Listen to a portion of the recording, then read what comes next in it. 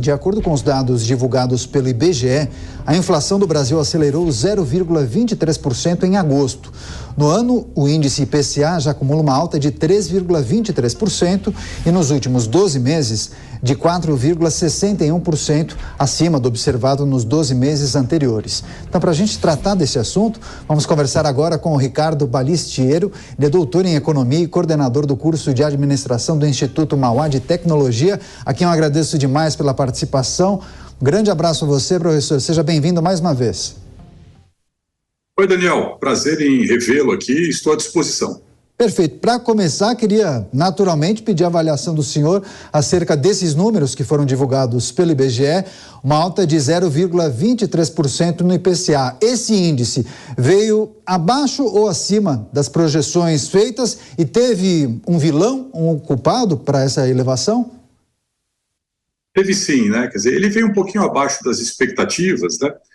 Então, esse é o aspecto positivo, né? Pensando um pouco no mês de agosto, né? Então, o mercado esperava um pouquinho mais, aí 0,29, né? Acabou dando 0,23, então o seu número é bacana, mas do ponto de vista, em termos anualizados, né? Ou seja, pegar a inflação nos 12 últimos meses, né? Agosto de 2022 a agosto de 2023, veio um pouco acima do esperado. E o grande vilão a inflação, ela sempre tem vilões, né? E às vezes ela tem heróis também, né? Como, por exemplo, no mês de julho, o grande herói aí foi os combustíveis, né? Enfim. E agora o vilão, né, foi a energia elétrica, né? No item habitação, né? Então, quando nós pegamos aí a tarifa de energia, ela acabou tendo uma alta superior a 4%, né? Por conta exatamente ali daquilo que eles chamam de um bônus, né? Que a Itaipu Nacional tinha e deixou de ter, né? Nos últimos meses, né? Então isso aí acabou gerando um aumento aí do preço da energia elétrica, né? Mas acho que o mais importante aí, Daniel, é que nós continuamos tendo, em relação ao início do ano, um processo de inflação bem comportada, né? O que muito provavelmente não vai nem acelerar e nem reduzir o ritmo de queda da taxa Selic, que nós esperamos aí que consiga terminar o ano de 2023 abaixo de 12%. Pois é, mas ampliando essa análise e tentando olhar para o início da gestão do atual governo, é possível identificar alguns grupos de produtos e serviços que acabaram contribuindo para esse acumulado de 3,23%, professor? Olha, a grande contribuição, né, e a grande vedete, vamos assim dizer, né, do índice de inflação desse ano é o preço dos alimentos, né? O preço dos alimentos, por qualquer ângulo que nós analisemos, eles caíram fortemente, né? E agora no mês de agosto não foi diferente, né? Então, vários produtos aí in natura, as carnes, né, quer dizer, apresentaram um comportamento bem favorável, né, de queda mesmo de preço, né? Isso, se nós pegarmos aí ao longo do ano, se repete em alguns meses, e se compararmos com 2022, aí esse dado ainda fica um pouco mais forte, né? Então, eu diria que, do lado positivo, nós temos os alimentos, né, como o grande motor da queda da inflação, pensando aí em termos anualizados, né? Aí nós temos o preço do combustível, que oscilou muito, né? Quer dizer, houve meses em que houve aumento, depois alguns outros meses houve queda, né? Enfim, então os preços dos combustíveis têm oscilado um pouquinho, né? E aquele que tem apresentado ali alguma trajetória de alta é exatamente a energia elétrica, mas também não parece nada complicado, né? E eu diria que a boa notícia do mês de agosto foi exatamente no tocante ao setor de serviços, né? Porque o setor de serviços foi muito abalado pela pandemia, então a retomada foi muito forte. Então havia uma expectativa de que o setor de serviços talvez apresentasse aí números muito ruins de inflação, e isso não aconteceu, né? Então é muito difícil que a inflação fique dentro da meta para 2023, né?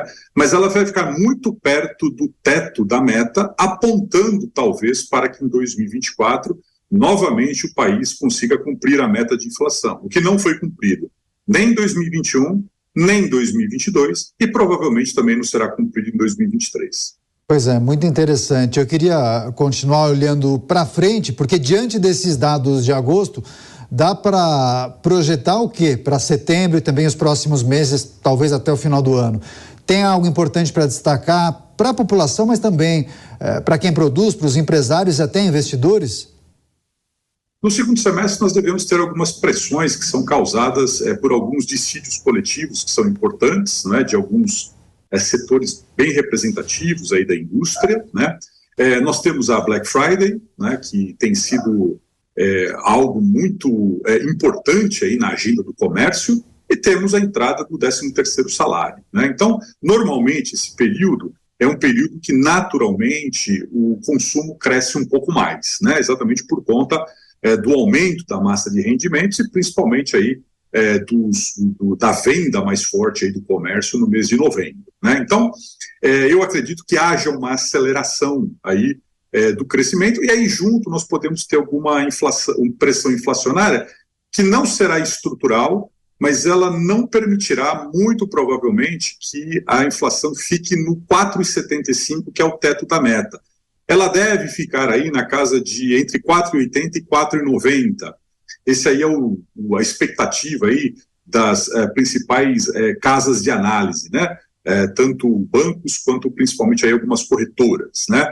Então ela vai ficar perto do teto da meta, mas não devemos cumprir a meta no ano de 2023, mas eu diria que a boa notícia é que aponta para uma situação um pouco mais confortável no ano de 2024, aí sim com a inflação convergindo para não o centro da meta, mas usando o intervalo de variação para cima, né, o que vai permitir finalmente que o país se reencontre com o cumprimento da meta de inflação.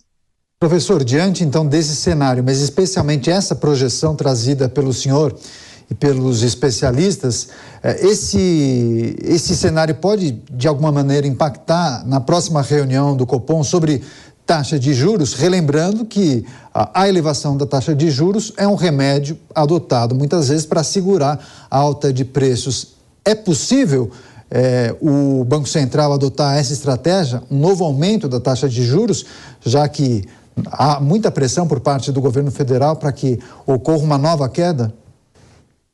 Eu não acredito, né? Quer dizer, a leitura da última ata do Copom nos permite ter Copom, que é o Comitê de Política Monetária, né, que toma as decisões ligadas à taxa básica de juros, nos autoriza a acreditar, né, que o Banco Central certamente já precificou que as próximas 3 reuniões terão cortes de 50 pontos, ou 0,50 pontos percentuais, né? Portanto, a Selic deve cair aí 150 pontos ou 1,5 ponto percentual até o final do ano, né? E por que isso, né?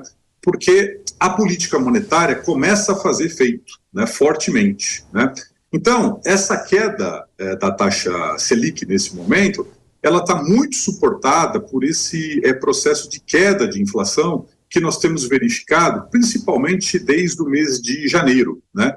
O que possibilitou que o Banco Central, na hora certa, e sem contar com pressões políticas, né, mas na hora certa, iniciasse o processo de redução da taxa básica de juros. A última reunião foi bastante dividida, sendo que o presidente do Banco Central foi obrigado, inclusive, a dar o voto de Minerva. Não acredito que as decisões das próximas reuniões sejam tão divididas e acredito que o Banco Central mantenha o ritmo de 50 pontos nas 3 últimas reuniões até o final de 2023. Economista e professor Ricardo Balestiero. Para encerrar, professor, que avaliação o senhor faz da gestão da política econômica do governo federal, performance de Fernando Haddad, que é o ministro da Fazenda, as medidas que foram aprovadas, sobretudo o arcabouço fiscal, pouco mais de 8 meses de governo, né? Que avaliação o senhor faz até aqui? Bom, o Fernando Haddad tem se mostrado um grande articulador político, né? Tem dialogado muito bem com o Congresso Nacional, tem dialogado muito bem com o mundo empresarial e tem dialogado muito bem com a Faria Lima, né? E principalmente em termos de Faria Lima, né? Quer dizer, o ministro da Fazenda começou o ano com aprovação abaixo de 30% e hoje ele tem acima de 60% de aprovação no mercado financeiro.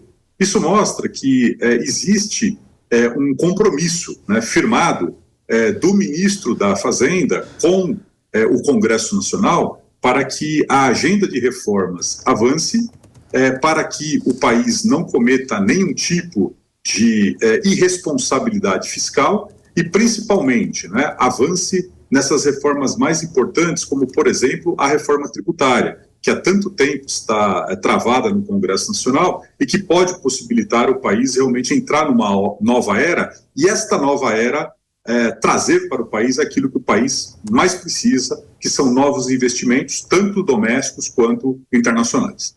É isso. Inflação no Brasil, atuação do governo federal, também perspectivas para a economia. Em destaque nessa entrevista especial com o economista e professor Ricardo Balistiero, a quem eu agradeço demais pela participação. Professor, grande abraço, bom fim de semana e volte mais vezes à Jovem Pan News. Muito obrigado, Daniel. Um grande abraço a você, bom final de semana e extensivo a todos os telespectadores. Muito obrigado.